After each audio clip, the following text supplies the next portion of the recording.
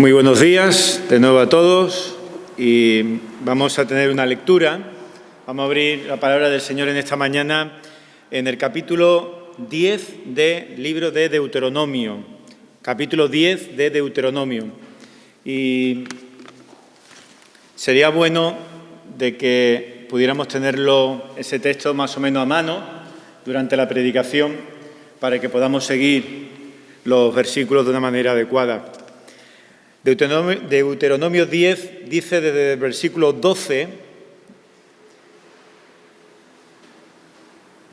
dice así la palabra del Señor: Ahora pues, Israel, ¿qué pide Jehová tu Dios de ti? Sino que temas a Jehová tu Dios, que andes en todos sus caminos y que lo ames y sirvas a Jehová tu Dios con todo tu corazón y con toda tu alma. Que guarde los mandamientos de Jehová y sus estatutos que yo te prescribo hoy, para que tengas prosperidad. He aquí, de Jehová tu Dios son los cielos de los cielos, la tierra y todas las cosas que en ellas hay. Solamente de tus padres se agradó Jehová para amarlos y escogió su descendencia después de ellos, a vosotros, de entre todos los pueblos, como en este día. Circuncidad, pues, el prepucio de vuestro corazón, no endurezcáis más vuestra cerviz, porque Jehová vuestro Dios es Dios de dioses, Señor de señores, Dios grande, poderoso y temible, y que no hace acepción de personas, ni toma cohecho, que hace justicia al huérfano y a la viuda, que ama también al extranjero dándole pan y vestido. Amaréis pues al extranjero, porque extranjero fuisteis en la tierra de Egipto. A Jehová tu Dios temerás, a Él solo servirás, a Él seguirás y por su nombre jurarás. Él es el objeto de tu alabanza y Él es tu Dios, que ha hecho contigo estas cosas grandes y terribles que tus ojos han visto. Con 70 personas descendieron tus padres a Egipto y ahora Jehová te ha hecho como las estrellas del cielo en multitud. Hasta ahí vamos a leer en esta mañana.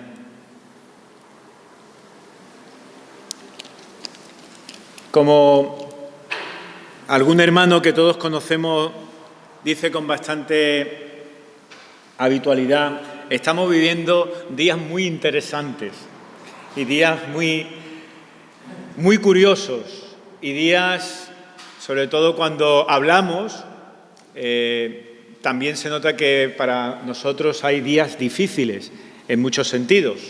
Cuando esta mañana entrábamos y a medida que ibais llegando a la reunión, pues el tema de conversación de la gran mayoría, pues apuntaba a lo mismo, a problemas y a circunstancias muy especiales que nos están llamando bastante la atención.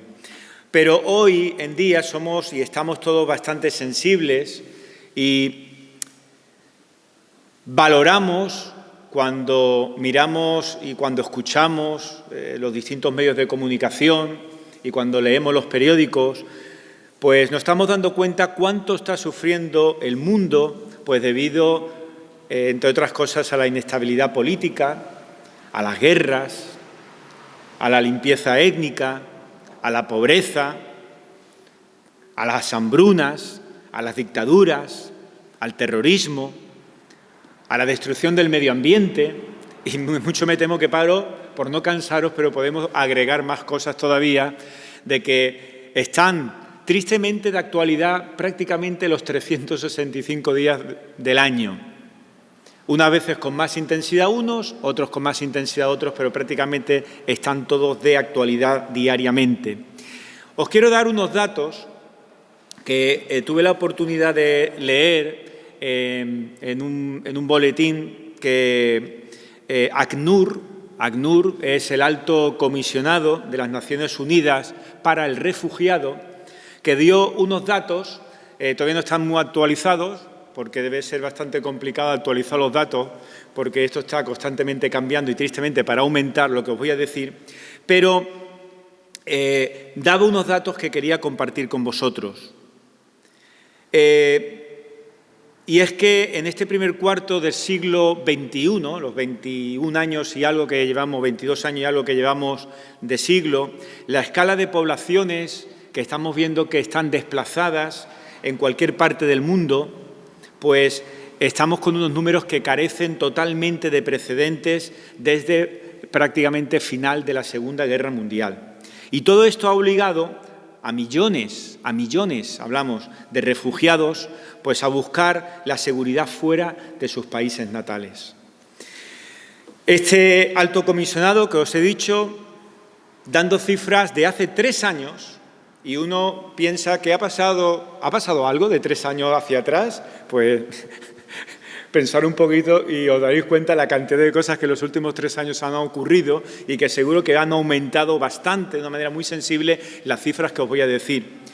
Pues en cifras de hace 3 años, Naciones Unidas decía que existía en todo el mundo en torno a más de 70 millones de personas que estaban desplazadas de su lugar habitual, y entre ellas se encontraban más de 26 millones de personas que eran sencillamente refugiadas.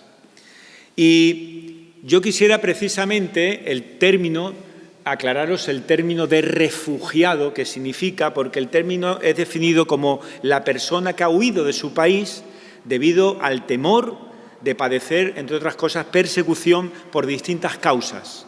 Los jueves oramos mucho precisamente por esto, en Puertas Abiertas. Y sabemos que hay persecución bien por la raza, por cuestiones de raza, bien por cuestión de religión, bien por la nacionalidad, bien por la pertenencia de un grupo social concreto o sencillamente por tener una opinión política distinta a la que hay en ese país en ese momento.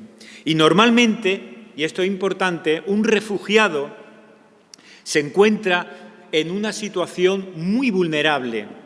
Es una persona, cuando hablamos de refugiado, de una persona muy vulnerable, una persona que a menudo carece de estatus oficial, que no tiene acceso a los recursos básicos, que está alejado de las redes de la familia, del idioma suyo y de su propia cultura, y a menudo se halla muy traumatizado por la violencia que ha sufrido o el miedo precisamente a padecerla. Y el último detalle, según estos datos de ACNUR, más de la mitad de estos refugiados de todo el mundo son menores. ¿Y por qué hablar esta mañana de tema de refugiado? Independientemente, porque creo que estamos en una situación de bastante sensibilidad, ¿no?, en cuanto a todo lo que está ocurriendo en el mundo. Pero quería hablar acerca del término de refugiado porque la actitud de Dios y, consecuentemente, también la actitud del propio pueblo de Dios hacia el huérfano, hacia la viuda, hacia el forastero, hacia el obligado a emigrar, es crucial precisamente en este pasaje que acabamos de leer de Deuteronomio capítulo 10. Este pasaje se ha descrito como uno de los textos que contiene mayor riqueza de la Biblia. Y sin que perdamos la perspectiva de lo que es la enseñanza central de la palabra de Dios, que habla desde el principio al final del tema principal que hemos estado también cantando nosotros en la alabanza, acerca del amor de Dios, pues si os dais cuenta en este texto, de una manera entretejida en lo que dice este pasaje sobre Dios, hallamos también un material relativo a la respuesta del pueblo de Dios, en este caso de Israel, hacia Él. De modo que hay una aplicación que creo que es interesante que la tengamos en cuenta y va a ser de alguna manera el patrón de lo que voy a intentar de desarrollar en esta mañana, y es que está el amor de Dios y de una manera consecuente también debe de ser de una manera visible el amor del pueblo de Dios. ¿De dónde emana el amor? El amor emana de Dios, pero hay consecuencias. El pueblo de Dios tiene que ser reflejo fiel de lo que recibe de parte del Señor de señores. Así que, en primer lugar, en los versículos que estamos leyendo, nos encontramos con los primeros dos versículos, el versículo 12 y el versículo 13 de este capítulo 10 de Deuteronomio, donde aquí aparecen lo que se llaman 5 demandas. Muchos lo llaman también 5 obligaciones. A mí me gusta, no por suavizarlo, ni mucho menos, pero me gusta el término también que he leído de 5 demandas que Dios hace de su pueblo, de Israel. Moisés, cuando está al final de su vida, está preparando a Israel, está preparando a su pueblo para entrar en la tierra prometida. Y antes incluso de llegar a nombrar a Josué como su sucesor, pues viene a manifestar una vez más el mensaje de Dios, el mensaje de Yahvé a su pueblo. Ahora tenemos que ponernos un poquito dentro de escena y ver que el pueblo se encuentra en las llanuras de Moab. Y el pueblo, a la altura del capítulo 5 de este mismo libro que hemos leído de Deuteronomio, ha prometido algo a Dios. Le ha prometido, dice, escucharle y obedecerle. Mirad, el libro de Deuteronomio, un libro que puede resumirse de esta manera. Dios, por su amor elector, ha establecido una relación de pacto con su pueblo escogido y sus miembros deben acordarse de él y deben de obedecer de todo corazón cada uno de sus mandamientos. Y en este libro, en este último libro del Pentateuco, el amor se encuentra en la esencia de la adoración y de la identidad del pueblo de Dios. El amor de Dios es el hecho grande y básico que queda claro en todo el libro de Deuteronomio. Y ese amor suscita, por lo tanto, una respuesta en aquellos que lo aceptan. Cuando escuchamos la situación por la cual está pasando el mundo, muchas veces nos da la sensación de que, y hablo del pueblo de Dios, hablo de nosotros, hablo de los creyentes, da muchas veces la sensación de que lanzamos mensajes, muchas veces que son casi decir, bueno, aquí lo importante es estar preparado, yo procuro estar preparado y que cada uno pues se esfuerce para salvar su pellejo. ¿Cuál es la actitud del pueblo de Dios como tal? ¿Cuál es la actitud de un pueblo que ha sido redimido por el Dios Todopoderoso? ¿Cuál es la actitud de un pueblo que ha sido elegido, como vamos a ver, de una manera imparcial, solo por el amor y la misericordia de parte de Dios?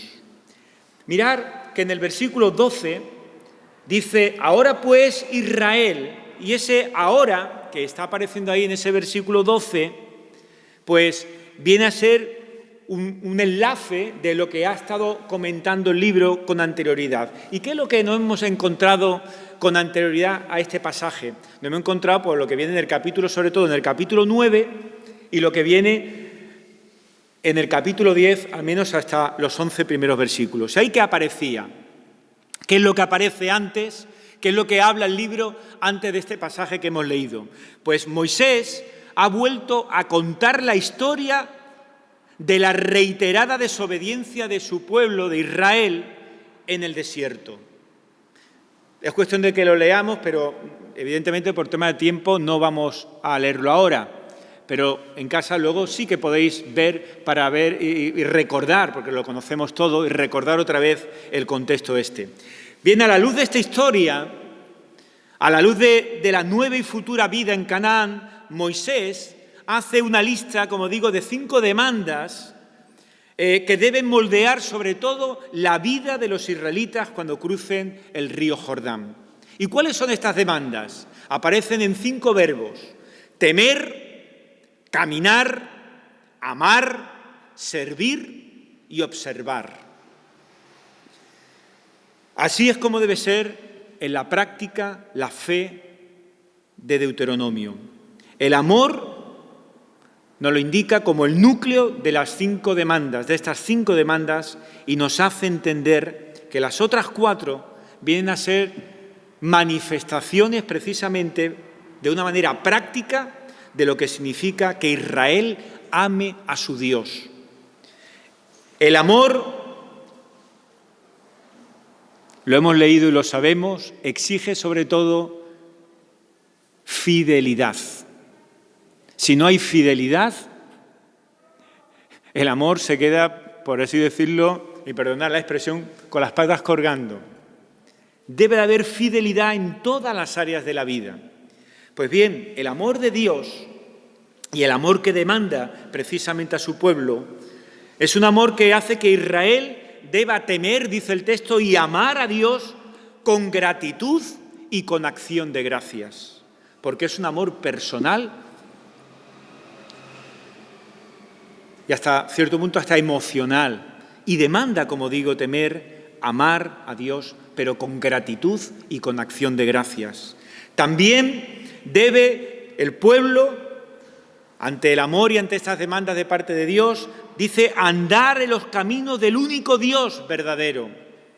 ¿Qué significa esto? Esto significa que exige un amor que se ponga por obra en el mundo, no un amor teórico, sino un amor puesto en práctica. Es decir, también debe de ser un amor que imite a Dios, un amor práctico. Servir a Yahvé de todo corazón, sin reservas y obedeciendo sus mandamientos. Y por último, un amor que dice que como consecuencia, si el pueblo de Dios obedece y si el pueblo de Dios sirve de esta manera, obrarán para su bien. Es decir, Deuteronomio lo que nos está diciendo es que hay fruto de bendición.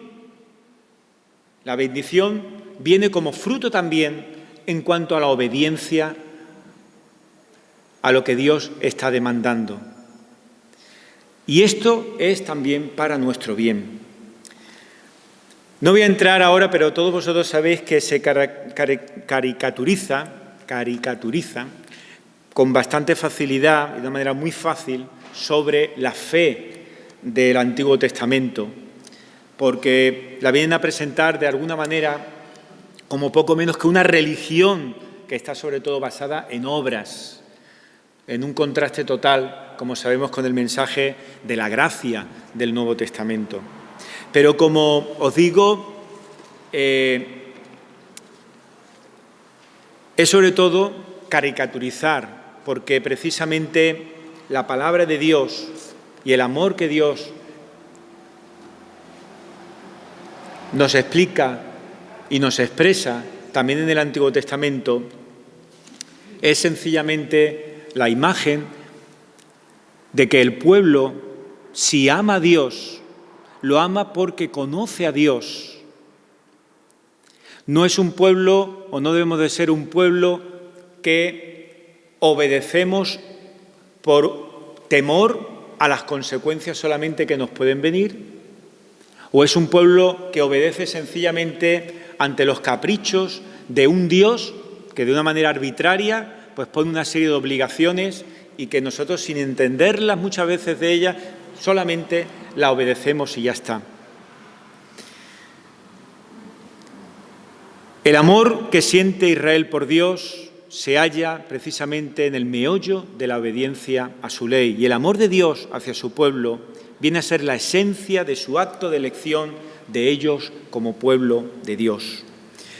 Pero hay, después de estas 5 demandas que aparecen en este texto, hay 2 partes que he venido a hacer para diferenciar lo que son los siguientes versículos, porque he puesto que, en primer lugar, el Señor va a hablar acerca ahora de lo que es su identidad, y luego va a estar hablando acerca de lo que es su carácter. Y esto es importantísimo porque todo esto va a apuntar a que el Señor es el Señor supremo de todas las cosas.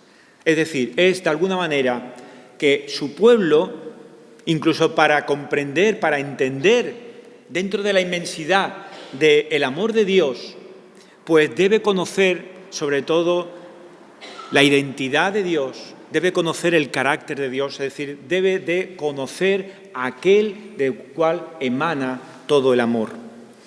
En el versículo 14 dice: He aquí de Jehová tu Dios son los cielos y los cielos de los cielos, la tierra y todas las cosas que en ellas hay. Aquí, en este versículo, estamos encontrando un cambio de tema con respecto a los dos versículos primeros que hemos estado hablando con las 5 demandas, porque está pasando de algo que se le está pidiendo a Israel, pasa ahora a tener el tema principal a partir del versículo 14 a Dios mismo, a Yahvé. El propio Dios es el fundamento para la vocación del pueblo de amar bien y de servir bien en cuanto a las demandas que está Dios pidiéndole. En otras palabras, estas 5 demandas de los versículos 10 y 12 no son, como he dicho antes, ni mucho menos deberes que Dios impone a un pueblo atemorizado, sino que los versículos que van del 14 al 22 son unos versículos que se encuentran donde encontramos el fundamento sin ningún tipo de excusa en la naturaleza de Dios al que tienen que adorar precisamente los israelitas, al que tiene que adorar precisamente su pueblo. Es decir, que las demandas que vienen de Dios deben de ser seguidas, deben de ser obedecidas en el sentido de que el pueblo conoce precisamente, tiene una comunión, una intimidad y un conocimiento de aquel del cual emana precisamente todo el amor. Este segundo punto, que lo he dividido en 2 partes, como he dicho, es bastante interesante porque son 2 textos que de alguna manera vienen a estar en paralelo la enseñanza uno con el otro, los desarrollos son muy similares.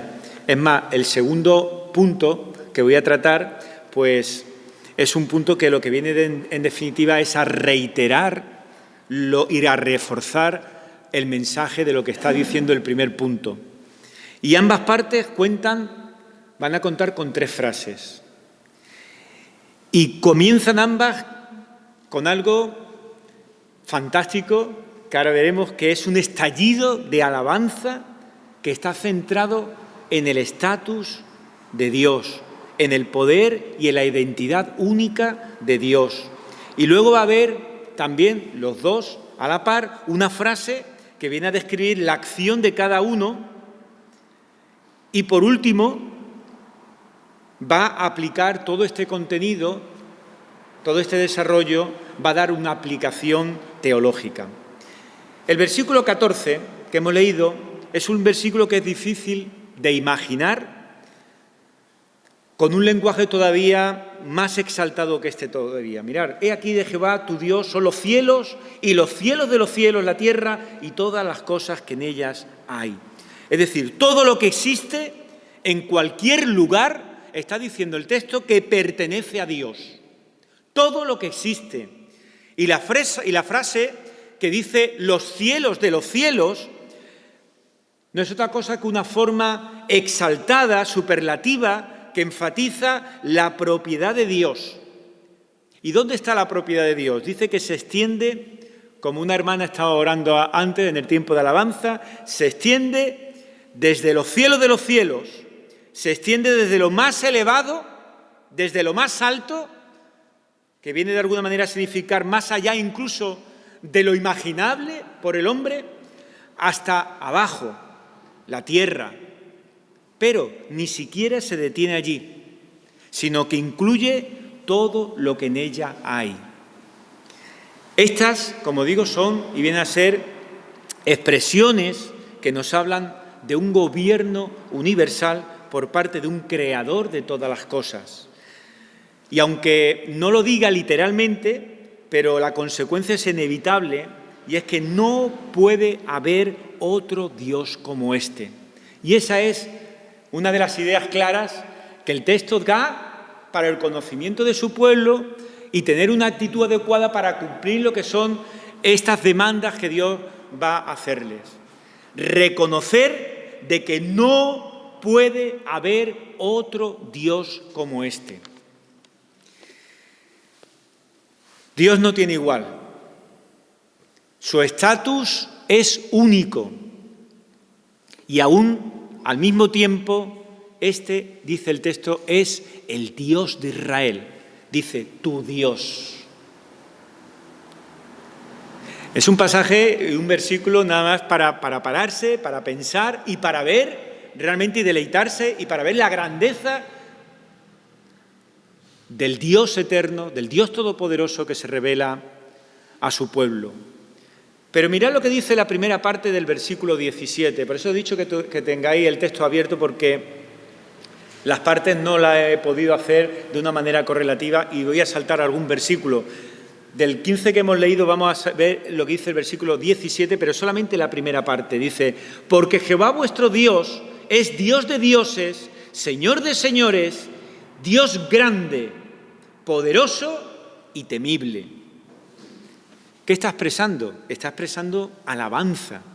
Esta vez ahora, daros cuenta que el foco ya no se pone tanto en lo que es la propiedad de Dios, que hemos dicho antes, sino que ahora va a hablar acerca de la supremacía y va a hablar ahora acerca de su poder.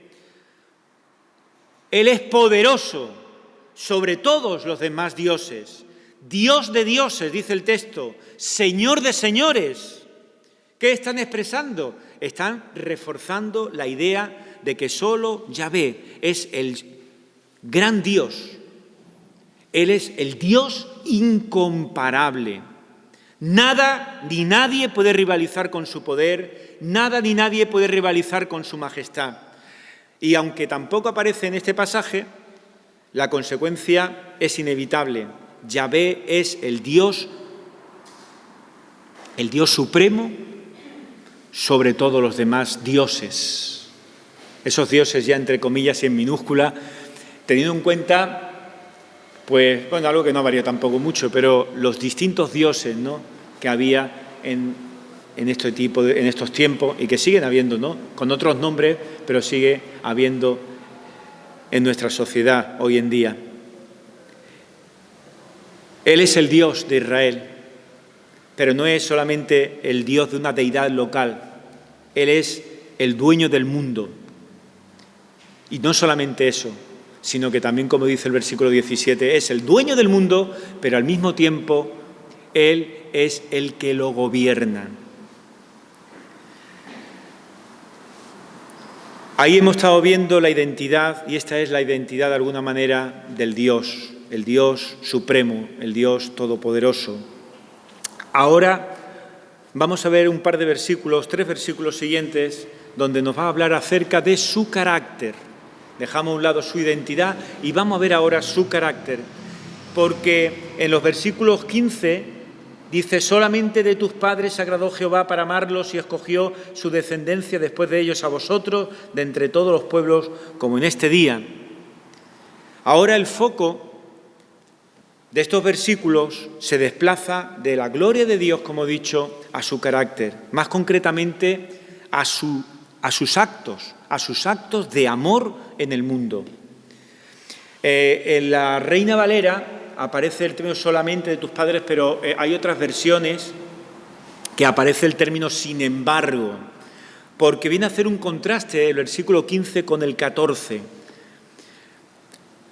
Viene a subrayar lo increíblemente maravilloso que es que un Dios como Yahvé decidiera agradarse y amar a su pueblo, a Israel, en el pasado. Pero esto no solamente en el pasado, sino que este afecto, este amor, son imparables. Es un amor imparable. ¿Por qué? Porque sigue adoptando esta actitud de gracia hacia Israel de entre todos los pueblos, dice el texto.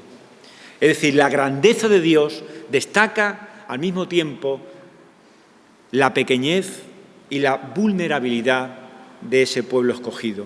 Y estos versículos reflejan lo que se dice que no lo voy a leer ahora, pero es muy interesante, en el capítulo 7 también de Deuteronomio, los versículos del 6 al 9, cuando está hablando de un pueblo santo para Jehová, pero que pone a su pueblo con los pies en el suelo, viendo la realidad de qué pueblo es el que ha elegido y por qué lo ha elegido Dios.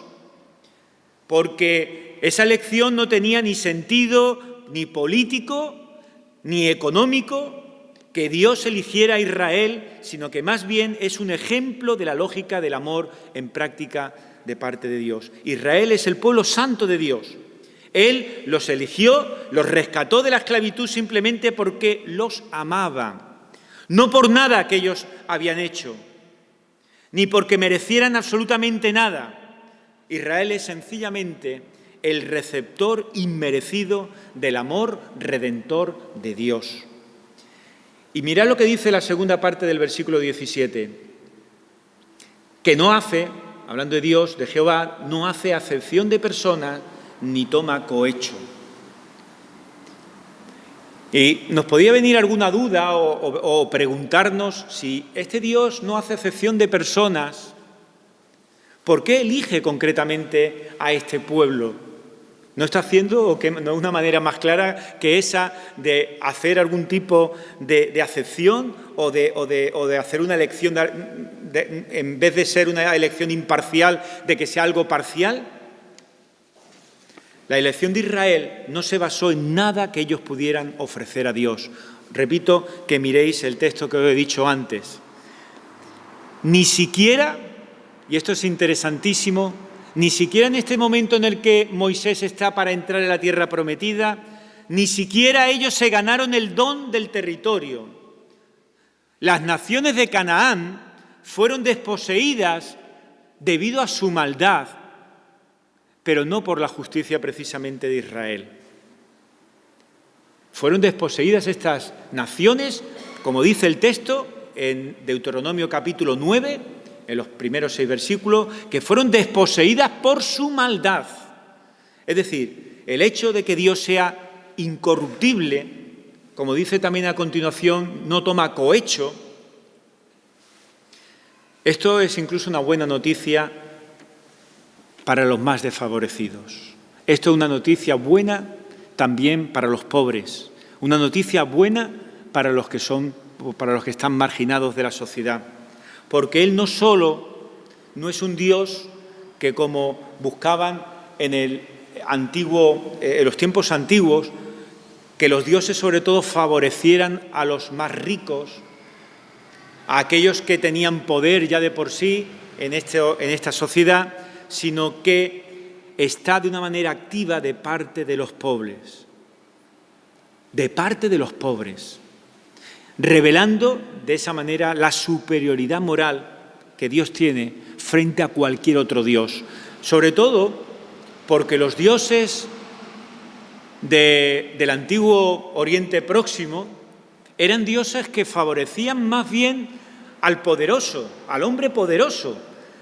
No eran precisamente unos dioses, podríamos decir, que amaran al hombre, sino que estaban del lado del poderoso, de tal manera que cuando los hombres se peleaban por buscar mayor poder, acudían a estos dioses para que lo ayudaran y luego ellos se comprometían a recompensar a estos dioses de la manera que pudieran, pero a recompensarlos dándole gracias por lo que habían hecho en sus vidas. Pero queréis ver y esto que hablamos tanto y tantas veces de algo que sea revolucionario, ¿queréis ver un versículo en este texto que realmente es revolucionario? Mirad lo que dice el versículo 18, que hace justicia al huérfano y a la viuda, que ama también al extranjero dándole pan y vestido. Esto es sencillamente un mensaje revolucionario, no solamente en este tiempo, sino incluso en los tiempos de hoy en día. El Señor, supremo de todas las cosas, ama también al hombre. Pero aún, vemos en el texto, está de parte y defiende y ama al huérfano, a la viuda y al extranjero. Es decir, se está refiriendo a las personas más vulnerables e impotentes en el mundo.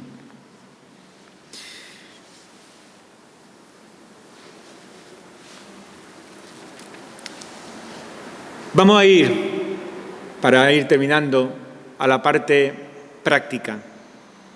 El último punto, los últimos versículos, porque en esos versículos, después de estar mostrando Dios en este pasaje su identidad, su carácter y mostrando las demandas, pide ahora cuál es entonces, después de poner todo esto sobre la mesa, cuál es en realidad la respuesta, cómo debe ser la respuesta de su pueblo. Y la respuesta de su pueblo es una respuesta que debe estar acorde con el amor que recibe de parte de Dios. La respuesta de su pueblo están en los versículos 16, circuncidad pues el prepucio de vuestro corazón y no endurezcáis más vuestra cerviz, y está en el versículo 19, amaréis pues al extranjero, porque extranjero fuisteis en la tierra de Egipto. Si el carácter de Dios es el amor generoso, su pueblo debe reflejar este amor con todo poder hacia los pobres y los marginados. Y este amor no es ningún añadido opcional, cuando se estaba refiriendo al pueblo de Israel, a la obediencia del pacto, sino que forma parte integral de ese llamamiento de Israel a ser una comunidad de amor y de justicia. El versículo 16 apunta a los corazones y a la cerviz de Israel. Ya sabéis lo que es la cerviz. La cerviz parece ser que es la parte, ¿no?, donde están las cervicales, lo que protege aquí en el cuello, de atrás, la parte posterior, que protege las cervicales. Pero ¿a qué se está refiriendo este pasaje cuando ya con anterioridad está hablando y se está expresando que el pueblo es un pueblo, el elegido, de dura cerviz? Se está refiriendo de que es un pueblo terco. Un pueblo, el terco, ¿quién es? El terco es el inamovible, el que no se mueve de su actitud, aunque se le esté poniendo sobre la mesa razones contundentes totalmente en contra. Y a pesar de eso, no hace caso, inamovible. Amar como Dios lo hace, y para obedecer a este mandato, su pueblo necesita circuncidar, dice, sus corazones. Y esto está haciendo referencia a su necesidad de arrepentimiento. Deben volver sus corazones a Dios. Y solo mediante esa circuncisión van a ser capaces de poder amar como Dios les ha amado. Y el versículo 19 está sencillamente complementando el 16, porque viene a definir cuál es el objeto del amor de Israel. Y nos recuerda este texto también al que todos tenemos memorizado de Juan, de amar al prójimo como uno mismo, el ejemplo del Señor Jesucristo. Así que este es un ejemplo de lo que significa andar en los caminos de Dios. Su camino es el del amor imparcial, el del amor generoso, redentor, que busca la justicia para los que se han visto desplazados a la fuerza y padecen necesidad. Por tanto, el pueblo de Dios debe constituir una comunidad agradecida de amor y de justicia, y además de una manera práctica. Conclusión, versículos 20, 21 y 22. Viene a reiterar sencillamente las grandes verdades que hemos estado viendo. Su pueblo debe ser temeroso de Dios, su pueblo debe alabarle, servirle y ser fiel solamente a Él. Y les recuerda al mismo tiempo, que es lo que está diciendo en la conclusión de estos últimos versículos, les recuerda que Dios ha guardado su promesa a Abraham, que le ha liberado a los pueblos israelitas de Egipto, por lo tanto ya no son suyos, sino que su identidad se encuentra en el Señor, su Dios. Y su misión, al mismo tiempo, consiste en ser en el mundo ese pueblo que Dios quiere, y se hará solamente manifestando el mismo amor que ha recibido de parte de Dios. Hermanos, ese pueblo que está hablándonos la palabra, somos cada uno de nosotros también, como ciudadanos del pueblo de Dios, que hoy estamos aquí reunidos. No miremos para otro lado, somos nosotros. Por lo tanto, la palabra nos pide que pongamos en práctica el amor que hemos recibido de una manera fuera de lo normal, de una manera poderosa, solamente de parte de Dios.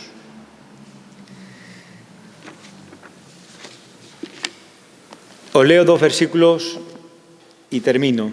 El profeta Miqueas dice en el capítulo 6 lo siguiente, cuando está hablando acerca de lo que pide Jehová.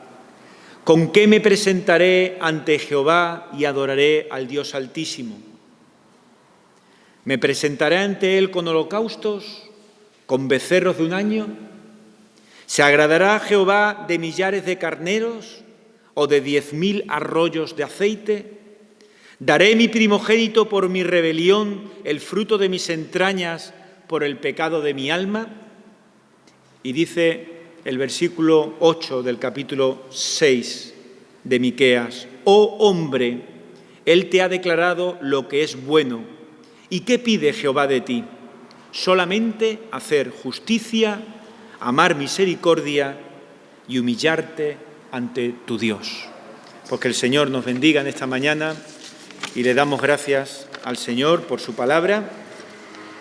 Y como decía al principio, que su palabra no sea una palabra teórica, una palabra que solamente la leemos y se nos queda aquí en la cabeza, sino que sea una palabra que realmente nos demande acción y nos demande una puesta en práctica del amor que hemos recibido de una manera gratuita, no olvidemos eso, de parte de Dios,